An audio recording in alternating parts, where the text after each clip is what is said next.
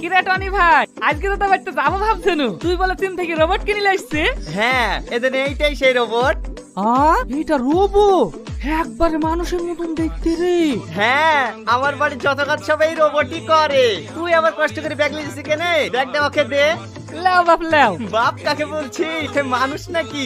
সবই লুহা। লুহা না। কি রে, এত জোরে মেরি আওয়াজ হয়েছে না যে? আওয়াজ কি করে হবে? উপরে প্লাস্টিকের চামড়া দিয়ে ঢাকা আছে যে। ও বড় ভাই বাড়ি যাচ্ছ? হ্যাঁ। তোমার এই রোবটটাকে আমার চালে বস্তাটা নিয়ে যেতে বলো না, আমি একটু বিয়াই বাড়ি যাব। মাথায় তুলি দে। কিরে বসি বললি যে? যা সবজিগুলো ফ্রিজে রেখে দিগা। শালা একটু ভাব দিতে না রে। না না, এইভাবে থাকা যাবে না, আমাকে এই বাড়ি থেকে পালাতেই হবে।